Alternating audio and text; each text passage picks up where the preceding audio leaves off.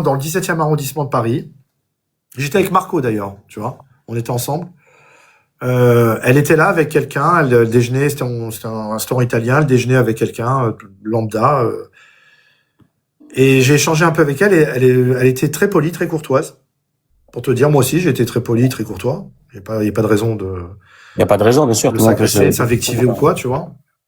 Elle était bien plus polie que Gilbert, d'ailleurs, je vais te dire, pour tout te dire. Tu fais une fixation sur Gilbert. Hein, Ah ouais, écoute, à force de l'entendre toute la journée. Et on s'est échangé les numéros. Oh. Ouais. Non, je te crois pas. Ouais. Et figure-toi que elle a divulgué un échange privé sur Twitter. Et j'ai porté plainte contre elle. Il y a une plainte qui est en cours parce que c'est interdit, tu vois. C'est-à-dire un échange privé. Un échange privé sur WhatsApp qu'elle a divulgué sur les réseaux. Attends. Non, attends, c'est très important. C'est-à-dire que Rima Hassan, que tu as croisé lors d'une balade parisienne, on va dire, vous avez discuté. Hasard. Par le pur des hasards, vous avez discuté. Ouais. Et vous êtes retrouvés à vous échanger les téléphones. Voilà. D'accord. À la suite de cela, du coup, vous discutiez par voie numérique, par téléphone. Donc, vous discutiez au téléphone. Oui, c'est ça. Et elle a fait divulguer. Et après, parce que j'ai dû faire j'ai dû dire, elle a dû entendre des choses que j'ai pu dire certainement sur X. Et à partir de là, elle a décidé de divulguer nos échanges privés. Et là, j'ai porté plainte contre elle. L'échange de numéros, c'était il y a combien de temps? Oh, il y a une bonne année, je pense. Putain, mais c'est dingue, parce que elle te déteste, elle crache sur toi, tu la détestes, tu craches sur elle, mais vous échangez. J'ai l'impression d'avoir, la même configuration. Jean-Marie et Marine Le Pen, Jean-Luc Mélenchon, face caméra, il nous raconte certaines choses, et puis hors caméra, il se Non, mais parce qu'en fait, tu sais, en vrai, j'avais plein de choses à lui dire. J'avais envie de lui parler de plein de choses, et c'est pour ça, quoi, tu vois, que je voulais pouvoir lui parler, mais pas sans agressivité, sans animosité ni rien. Ah ben il y a Gilbert sur le live. Bonsoir Gilbert. Je comprends pas Gilbert, désolé. Ouais, mais attends, tu comprends ce que je veux te dire? C'est que d'un côté, vous devant tout le monde, devant les personnes qui regardaient tout ça un peu de loin à notre niveau, on vous voit comme des gens en guerre, puis on apprend de ton propre aveu qu'en fait vous échangez les téléphones, vous discutez. Je comprends que ça peut surprendre les gens. Bah, tu sais, comme j'ai envie de. Tu sais, on dit garde tes amis à côté de toi et tes ennemis encore plus près. D'accord. Tu veux dire que au même titre que elle t'a donné son numéro de téléphone, c'était vicieusement pour dans la même stratégie que ce que tu viens d'expliquer là maintenant, en disant garde tes amis dans ce sens-là, tu veux dire? Non, je voulais parler avec elle, je voulais échanger, je pense qu'on. T'étais sincère. Ouais, bah, je voulais parler avec elle, je voulais échanger avec elle, je voulais même la convaincre. Et tu penses qu'elle était sincère? Non, je pense qu'elle est instrumentalisée par un tas de gens. Je pense qu'elle est instrumentalisée par un tas de gens, déjà par la France insoumise, et aussi par. Et puis elle a un problème, son histoire. Tu sais, elle est sortie avec un fush pendant pas mal d'années. Elle était très amoureuse de lui, ça s'est mal fini. Je crois qu'elle a un contentieux aussi par rapport à ça. Ouais, mais après, moi, je me méfie très peu des ragots d'Internet. Je te mens pas. Je ne remets pas en cause ce que tu me dis. Mais je sais, en étant dans Internet, on a fait circuler tout un tas de rumeurs sur moi qui sont totalement fausses. Donc, je prends ça avec des pincettes. Mais j'entends. Elle aurait été, tu me dis, c'est vrai ou c'est un truc que t'as lu comme ça? Non, c'est vrai. Non, c'est vrai. C'est des gens très sensés qui ont dit ça. Qui m'ont colporté ça. Maintenant, il y a une autre histoire avec Mélenchon que Marco a eue. Mélenchon s'est retrouvé sur le même plateau de télévision de Léa Salamé. Comment s'appelle son émission, la Belle Époque, là, je crois. Il était venu présenter son livre, en promotion de son livre. Et Marco voulait invectiver Mélenchon. Et Mélenchon ne voulait absolument pas se retrouver face à Marco. Ah bon? Bah ouais, il voulait pas. Il savait qu'il n'allait pas faire le poids. Mélenchon, bon, c'est un poids lourd quand même. Ah non, non, il voulait pas, c'est lui qui a refusé. Marco, il voulait, machin, Mélenchon. Oui, mais attends, il veut pas. Oui, mais attends. Il veut pas, au même titre que certaines personnes ne veulent pas monter avec d'autres lives pour leur donner du gaz et une certaine légitimité, ou il voulait pas parce qu'il avait réellement peur. Est-ce que, on va pas se faire, avec tout le respect que j'ai pour toi, pour Marco, pour tout le monde. Est-ce que tu penses, alors attention, je préfère te prévenir. Moi, Mélenchon, c'est pas ma tasse de thé. Personnage, j'adhère pas à les idées, tout ce qui va avec. Mais par contre, on doit bien lui reconnaître sa qualité d'orateur. Et tu penses que Marco, il aurait pu faire le poids avec... Mélenchon, c'est un orateur hors pair. C'est ce que je te dis. On est bien d'accord. Mais Marco, il a peur, il a pas froid aux yeux. C'est-à-dire que Marco, il aurait vraiment rentré dedans. Tu vois. Et l'autre, il savait. Il avait dit aux gens de l'émission, il leur a dit, s'il est sur le même plateau que moi, je m'en vais. Donc, ils les ont fait passer pas en même temps. C'est l'histoire vraie. Si tu dis ça, c'est que tu sais sur quel arc Marco aurait pu l'attaquer éventuellement. Qu'est-ce qu'il lui aurait dit? Déjà, Marco, il l'aurait pas laissé parler, il aurait couvert la voie. Alors que Mélenchon, c'est lui qui fait ça d'habitude. Là, il aurait trouvé un mec qui gueule plus que lui, tu vois. Oui, mais ça, c'est impoli. C'est pas parce que tu gueules plus qu'un mec que t'as des arguments plus forts. C'est parce que tu gueules plus que t'as raison. Mais ça aurait été, Mélenchon voulait pas être face à lui. Mais qu'est-ce qu'il lui aurait donné comme argument, Marco? J'en sais rien, Marco, il improvise. Marco, c'est le roi de l'impro. Il aurait trouvé les mots. Non, mais c'est vrai. Ça aurait été drôle, d'ailleurs. Ouais. D'accord. Tu m'as dit, tu penses que Rima Hassan, c'est une meuf instrumentalisée.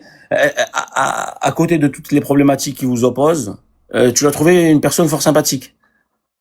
Polie et courtoise. C'est bien. Polie et courtoise. Et ça va peut-être faire hérisser les cheveux de certains, mais c'est la vérité, et jolie. Ben, je t'assure, c'était ma question suivante. J'allais dire, tu la trouves comment en tant que femme physiquement? Je te réponds. Ça va, c'est une belle femme? Ouais.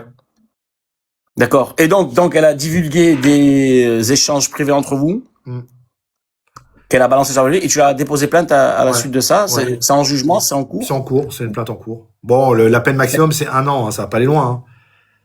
C'est indiscret de te demander c'est quoi qu'elle aurait... Non, il y a rien, on peut les retrouver sur X, mais c'est le principe qui m'a pas plu. Ouais, c'est un coup bas pour le coup. Ouais, c'est sur le principe, c'est. Est-ce que c'est les mêmes polémiques qui se sont retrouvées sur la place publique sur laquelle les gens t'ont attaqué ou ça n'a rien à voir avec ça? Non, c'est pas ça, non, c'est pas pour ça, non. Non, mais moi je me fais attaquer, ne serait-ce déjà parce que je suis juif. Enfin, ils disent pas juif, ils disent sioniste, tu vois, ça fait bien. Ben ça c'est bien. On peut en parler? Si tu veux, ouais. C'est quoi le sionisme? Parce que moi j'entends du sionisme à tout va. Et pour être honnête, j'ai du mal à comprendre parce que des fois j'ai l'impression de pas avoir la même définition. Chaque juif, il est d'une manière ou d'une autre, il est rattaché à la terre de Sion. Parce que de par sa judaïté. Non mais au sens étymologiquement propre du terme. Ah oui, c'est ça. Un sioniste, c'est quoi? Parce que moi je veux bien qu'on me dise lui, mais c'est quoi un sioniste? C'est quelqu'un qui à l'origine qui vient de la terre de Sion, de la terre d'Israël. Il y a des milliers d'années, tu comprends? C'est ça en fait. Et le sionisme version d'aujourd'hui, ça a été de dire on va retourner de là où on est parti. Tout simplement. Excuse-moi peut-être parce que je pense que la plupart des gens doivent avoir la même définition que moi, du peu que sans avoir été réellement cherché, parce qu'en réalité, ça nous concerne pas, on s'en fout un peu, sans manquer de respect. Au même titre qu'un chrétien s'en foutrait de savoir qu'est-ce qui se passe chez les Feuges ou ce que les Feuges, ce qui se passe à droite à gauche, hormis les personnes qui sont intéressées culturellement par tout ce qui se passe dans le monde et qui vont aller chercher. Mais pour moi, si je me trompe, dis-moi si je me trompe, le sionisme, c'est un projet politique qui avait l'état de créer un foyer juif en Israël. C'était le retour sur la terre c'était le retour des Juifs sur la terre de Sion, de la terre d'Israël. C'est ça le bonne idée. Techniquement, c'est ça, on est d'accord. C'est ça, de Théodore Herzl. Tout simplement. D'accord. Peu importe le procédé ou la méthode, on peut être sioniste sans adhérer à une forme ou une autre. On peut le faire de toutes les manières, c'est ça que les gens ils n'arrivent pas à concevoir, c'est qu'en Israël, tu as une classe politique de droite comme de gauche. Et tu as des gens de gauche qui sont sionistes, c'est pas incompatible. Mais aujourd'hui, il y a beaucoup de gens. Quand tu dis de gauche et de droite, excuse-moi, c'est vraiment pour les gens pas informés sur la question. Quand je dis de gauche et de droite, c'est-à-dire? Ce sont des gens de gauche, ce sont des gens qui ont le cœur à gauche, qui sont socialistes. Comme mais tu sais que moi, ça va surprendre plus tard. Moi, j'ai des amis palestiniens avec qui je m'entends super bien et que je connais depuis très longtemps, bien avant. Avec qui à l'époque du jean, je les ai connus dans le cadre du jean, c'était mes fournisseurs de jeans.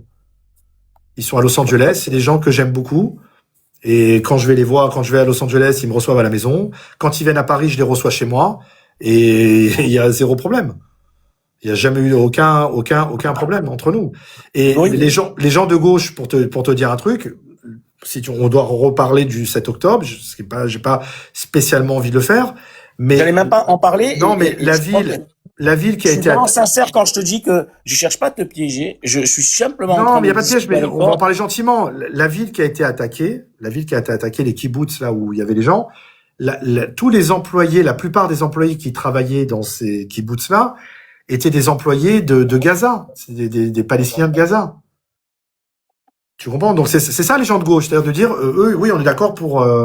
Tu sais, moi, il y a un truc que j'ai jamais compris. T'as quel âge, Mohamed? C'est important. Pourquoi tu veux me Non, dire c'est pas pour être indiscret, mais pour te parler de l'histoire, à faire un peu d'histoire. C'est uniquement pour ça.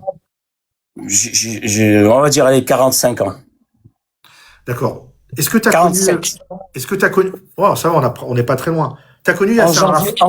En janvier 48. T'as connu Arafat? T'as connu Arafat? Yasser Arafat, personnage énigmatique avec son ami. Lui, un jour, il a dit...